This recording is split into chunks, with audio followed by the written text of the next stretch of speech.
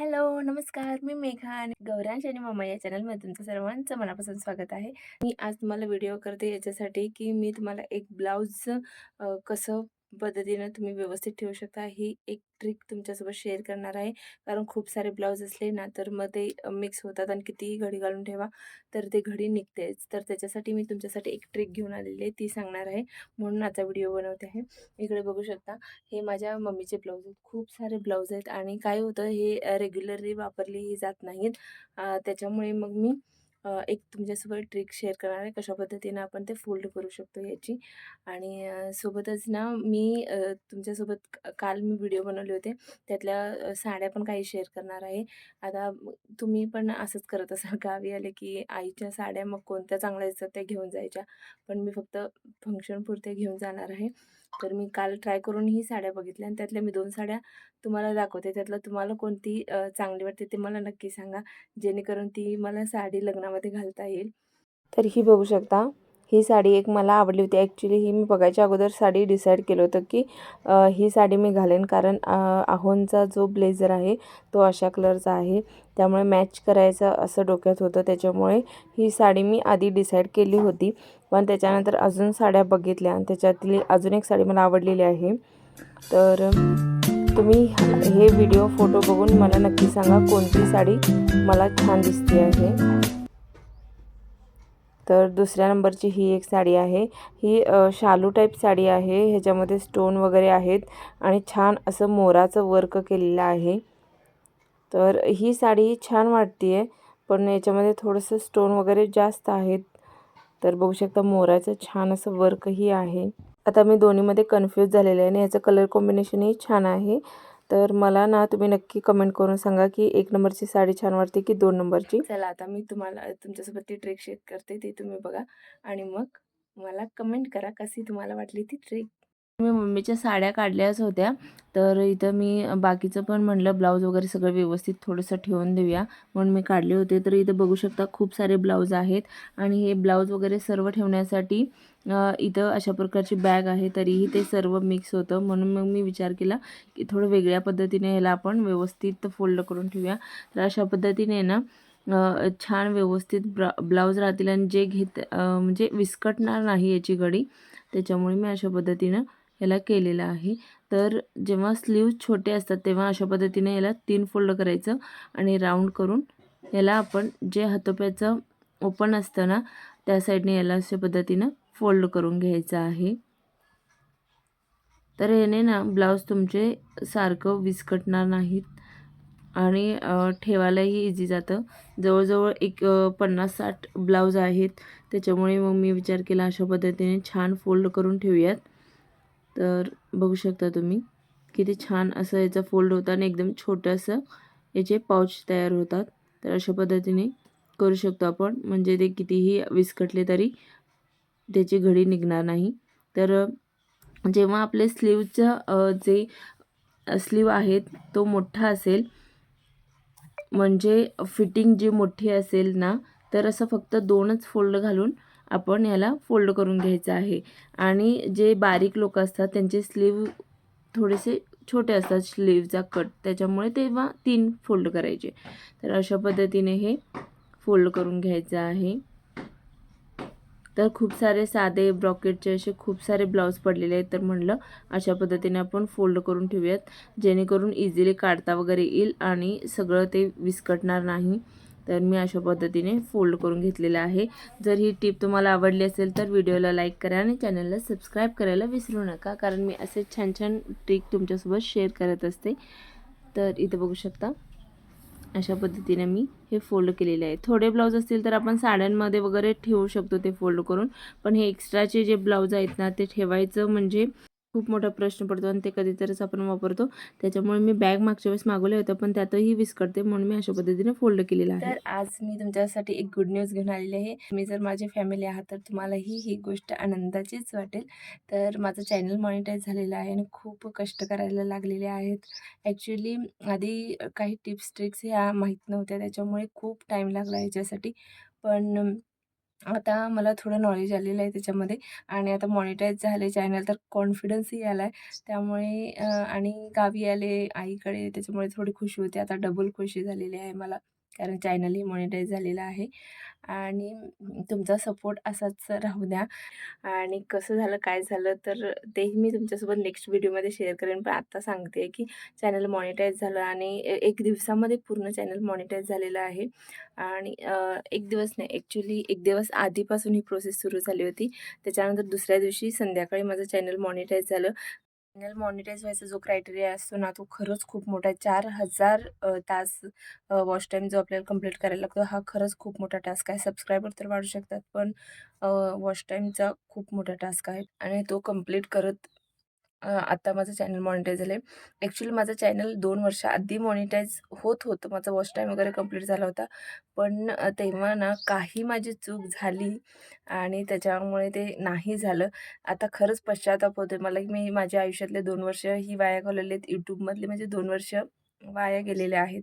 पण ठीक आहे, असो. पण आता चॅनल मॉनिटाईज झालं तर तर आता मी कंटिन्यू करेन, व्यवस्थित करेन आणि तुमच्यापर्यंत ही छान-छान व्हिडिओ घेईन, असं मी आता ठरवलेलं आहे.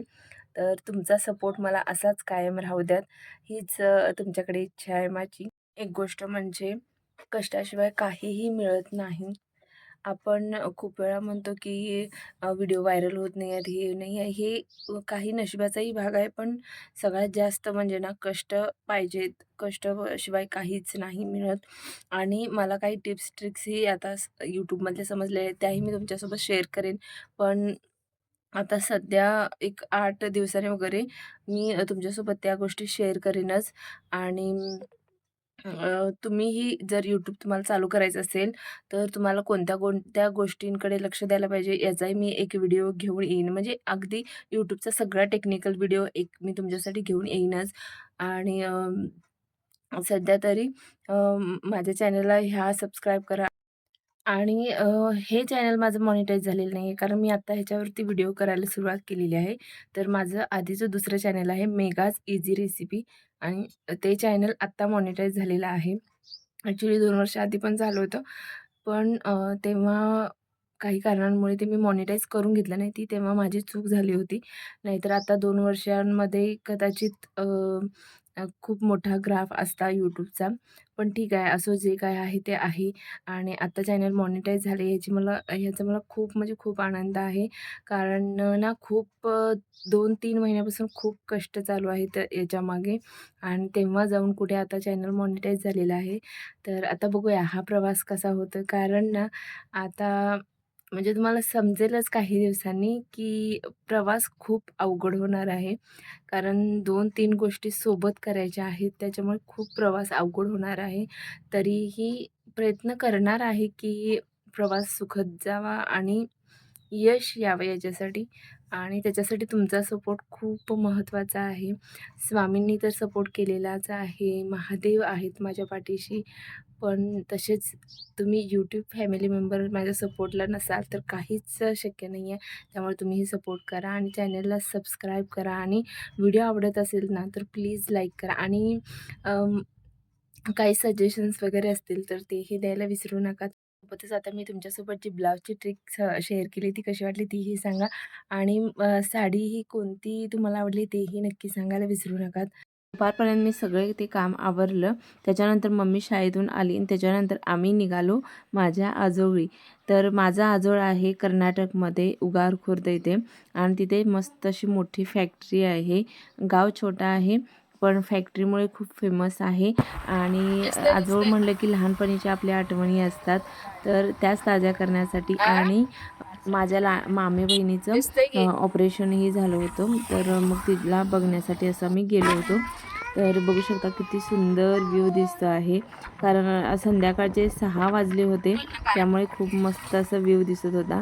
आणि गौरांशीला एक्साइटमेंट होती कारण तिला माझा मामेभाऊ छोटा आहे, तर तिला त्याच्यासोबत खेळायचं होतं. आणि 2-3 दिवसापासून तोही मागे लागला होता की कधी येणार आहे, कधी येणार आहे. कारण लहान मुलांना लहान मुलंच आवडतात खेळायला वगैरे. आणि आम्ही खूप लांब असतो त्यामुळे गौरांशीचे तर खूप लाड होतात. त्याच्यामुळे तिला असतं की आपण सगळीकडे जायला पाहिजे. त्याच्यामुळे मग आम्ही निघालो होतो. आणि हे आहे माझं आजोळ मस्त असं. तर लहानपणी ना आम्ही नेहमी सुट्टीला आजोळी जायचो, महिना दीड महिना राहायचो. पण आता लांब असल्यामुळे एकतर सारखं येणं जाणं होत नाही. बघ आले बघ सोनी, लाव लाव चल. ही आहे माझी मामी बहीण, जिचं ऑपरेशन झालंय, अपेंडिक्सचं ऑपरेशन झालेलं आहे. आणि मी फर्स्ट टाइम ब्लॉग बनवत आहे, त्याच्यामुळे ती मला विचारते. तिला वाटलं कुणाच तरी व्हिडिओ कॉल आला आहे आणि मी दाखवायला लागले आहे, त्यामुळे कोण आहे विचारत होती. त्याच्यानंतर ही आहे माझी आजी, हिने माझा लाड करून झालेला आहे, आता मम्मीचा लाड चालू आहे. तर आजीची पण तब्येत थोडीशी ठीक नव्हती, म्हणून मग मी भेटण्यासाठी गेले होते. आणि इथे बघा यांची मस्ती सुरू झालेली आहे.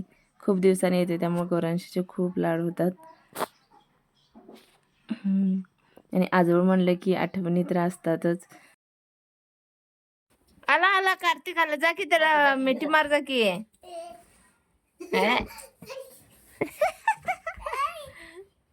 आई जा बाई, लाड करून घे की. बघ ऐकते का बघ. तर हा आहे आमचा कार्तिक. कार्तिक गौरांशीला खूप आवडतं, कारण तो तिला खूप खेळवतो, खूप लाड करतो तिचे.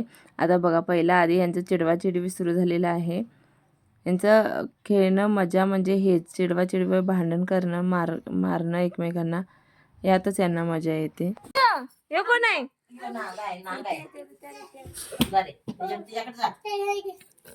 जाते पळून बघ आता. तर ही लहान मामांची मुलं आहेत. तर ना मम्मी आणि मावशी मोठे आहेत आणि मामा दोन्ही लहान आहेत, त्याच्यामुळे त्यांची मुलं लहान आहेत.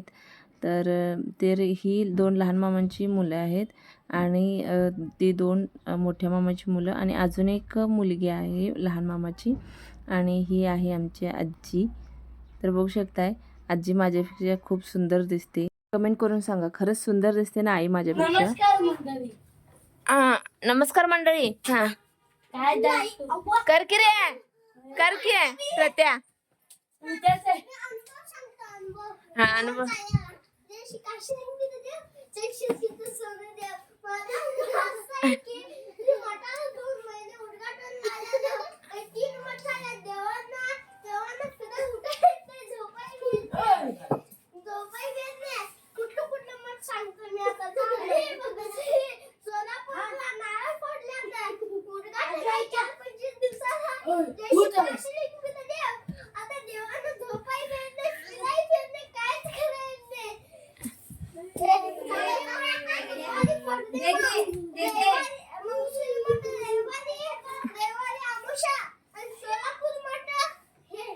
पौर्णिमा, शुक्रवार, शनिवार, सोलापूर.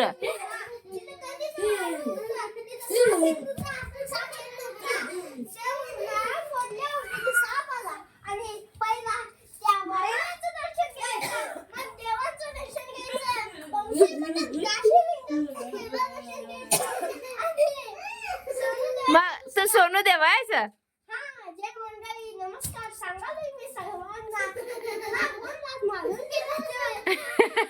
सोनू देवाला कोण लाच मारला रे त्यो? ए कोण रे सोनू देवाला मारायलाच तो? सोनू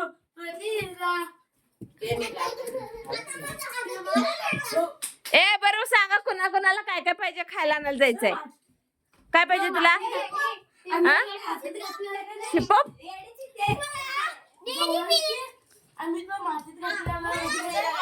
शिपप म्हणजे काय असतं रे? अच्छा, पेप्सी असतंय. आणि सर्दी झाली तर 5 येते मंडळी. नमस्कार. तर माझे पाय पडणार आहे बघा.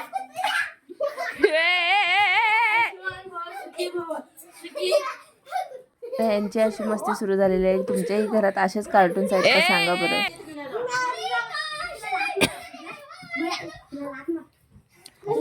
खरोखर सोनूदेव येईल तुझ्या अंगात, काशली येईल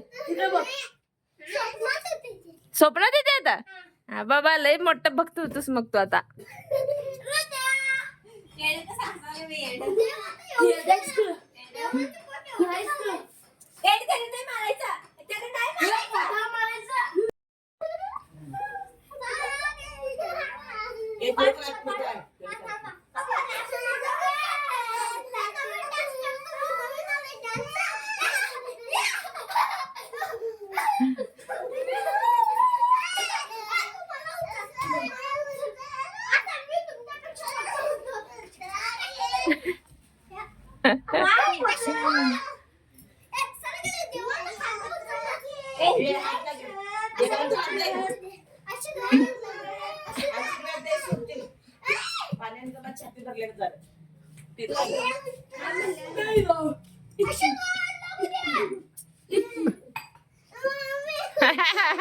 खेळवायला की तुला छान.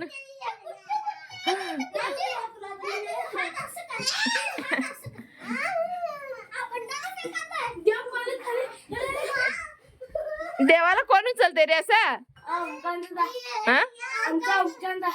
ओमकार दादा देवाला उचलतोय होय, मध्ये भंडारा फेकतोय.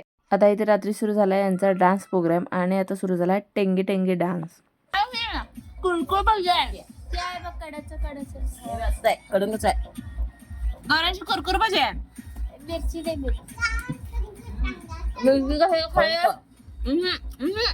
मीठ ग मीठ त्याच्यावरच. मिरची खाऊ नको.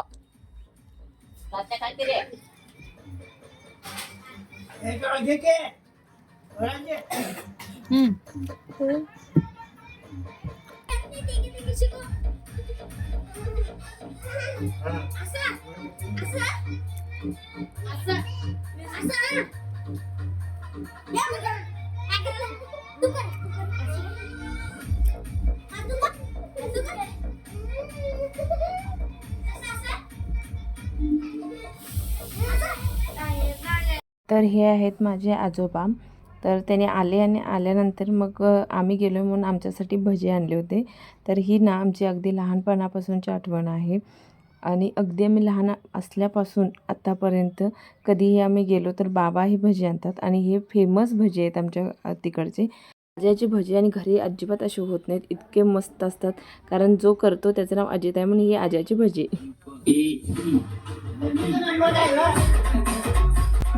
असं करायचं पाहिजे.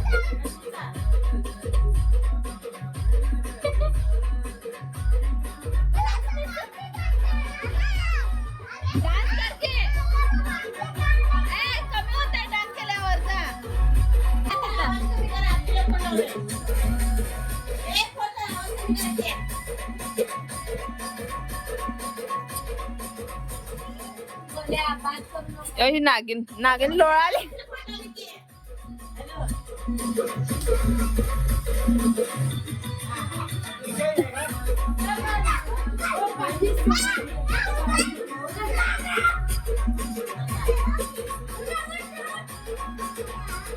ए लागेल.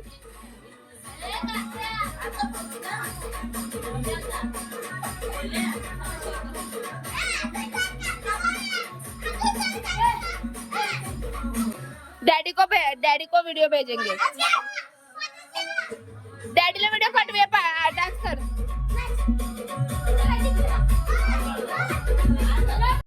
जाओगे कुत्ते की